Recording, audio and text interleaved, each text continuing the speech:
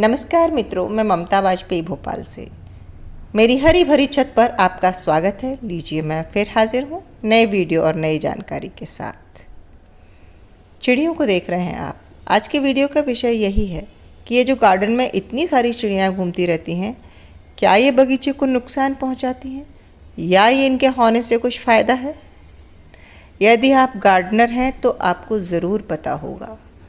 आजकल ऑर्गेनिक खेती पर बहुत सारा वीडियो आपको देखने को मिलेंगे और अच्छी बात है कि लोग जागरूक हुए हैं, अवेयरनेस आई है। और ये सभी जानते हैं कि एक चक्र होता है, पृथ्वी पर संतुलन के लिए हर जीव का होना ज़रूरी है। किसी भी चक्र में से किसी एक जीव का अगर ख़त्म हो जाए, प्रजाति ख़त्म हो जाए, तो ये प्रकृति के लिए भी अच्छा नहीं है, हमारे लिए भी अच्छा नहीं है, धरती की पूरी सेहत के लिए अच्छा नहीं है। तो इन चिड़ियों का इस बगीचे में होना बहुत लाभदायी है, क्योंकि आप गौर से देखिए कि ये कीट नियंत्रण का काम कर रही हैं। जो हमारे बेलों पे कीड़े भी आते हैं, उसमें सारे के सारे हमारे शत्रु कीट नहीं होते, मित्र भी होते हैं। ये एक दूसरे का भोजन होते हैं। वैसे ही चिड़ियाँ अपना भोजन ढूंढ रही हैं इस बगीचे से, और जो बेलों में कीट पतंगे लग रहे हैं उन्हें वो खा रही हैं। मैं ऐसा नहीं कहती कि वो पूरा का पूरा ही ख़त्म कर देंगी, लेकिन वे इसे कंट्रोल ज़रूर कर लेती हैं। बगीचे में उनका होना हमेशा बगीचे के लिए लाभदायी है।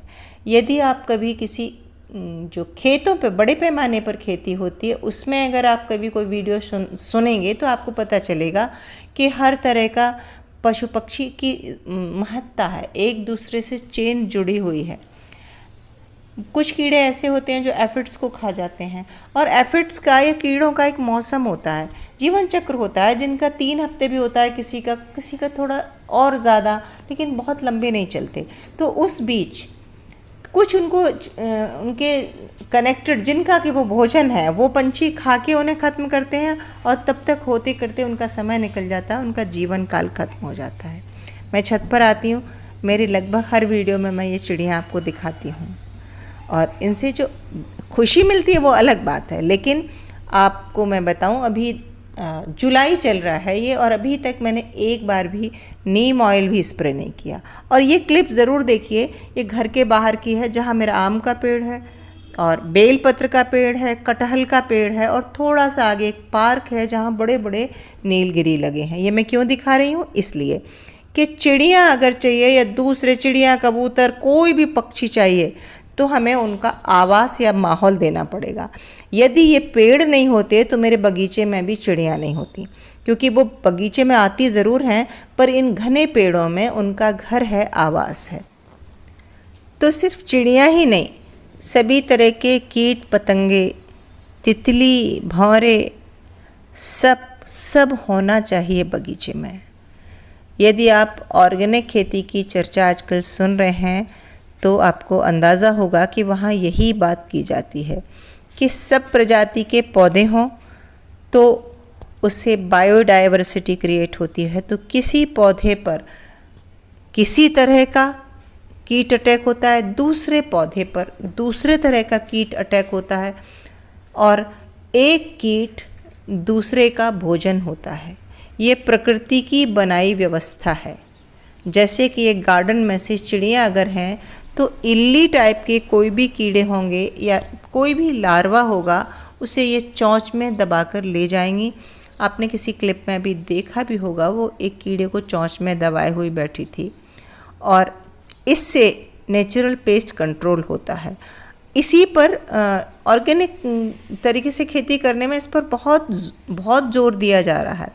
जैसे कि ऑर्गेनिक खेती है और उसमें सब तरह के कीट पतंगे हैं, चिड़ियाँ भी हुई, और किसी ने कहा कि खेत में चूहे लग जाते हैं, क्या करें? तो 1-2 बिल्ली भी होना चाहिए, वो चूहे को खाएंगे, और कुत्ते भी होना चाहिए। पता है क्यों? अगर आपके यहाँ बंदर आएगा या कोई ऐसा आएगा, तो कुत्ते उसे पेड़ से नीचे ही नहीं उतरने देंगे।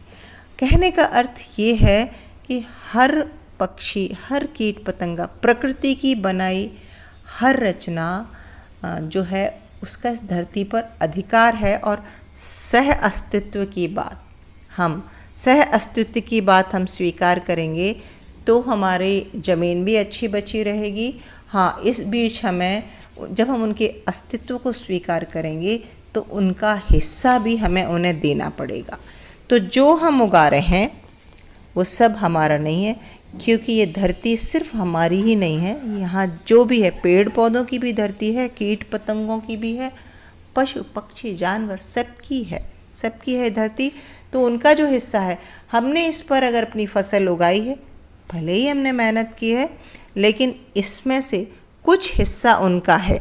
तो जैसे चिड़िया यहाँ कीट पतंगे चुन रही हैं, ऐसे ही जब खेतों में बाजरा, ज्वार या गेहूं की बाली होती है तो ये बाली के दाने भी चुनती हैं, लेकिन ये दाने तब चुनती हैं जब इन्हें कीट पतंगे ना मिले। तो कैसा लगा वीडियो, कमेंट करके ज़रूर बताएं। नमस्कार।